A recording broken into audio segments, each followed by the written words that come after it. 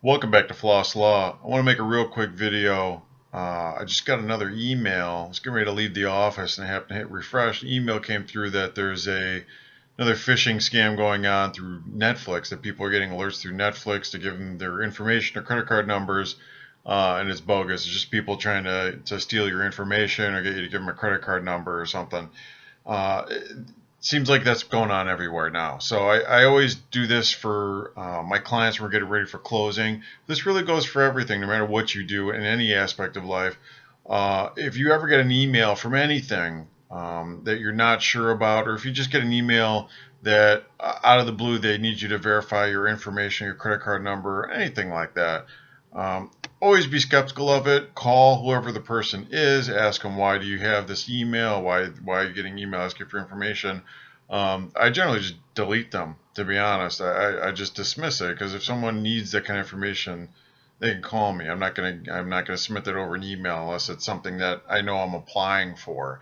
That's been happening a lot in the real estate industry for a long time. Unfortunately, we have succumbed to the whole internet phishing scams, and for a while, we were dealing with, me as the attorney would send a client wiring instructions for a closing. Then that email would somehow get intercepted through a variety of ways, and at some point that attachment would get modified to a different routing number. People were showing up to closing and their funds weren't there. I never had that personally happen to one of my clients, but I know a lot of people that said that it came very close to happening to them, or did happen to them, unfortunately.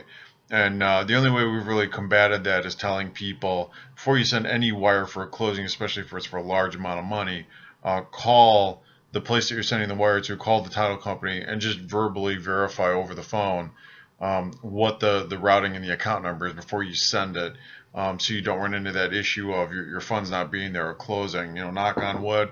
I've never had that, but I know a lot of people who have. So be very skeptical. And one of the things that I've heard has happened is the attorney or the agent, happens to the agents too with the earnest money, that they might click a bad link, and whoever these people are monitoring their email, and then when they send something out to their client saying, okay, go ahead and send the money, I'll send the wiring instructions out, and then they'll immediately send another email from my email address with saying, oh, hey, I messed up, here's the correct wiring instructions. And then those obviously are going to whoever the offender is that they're trying to steal the money.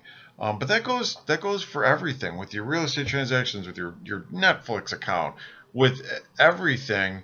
It's the pros and the cons of the internet age that we're in, that you could do everything on your phone, including be victim of scams. So just be wary of that. If someone sends you a weird email, or in the case of me, an attorney, I get a lot of fake emails that'll just say new real estate contract from a person who I've never heard of, and it's just a link.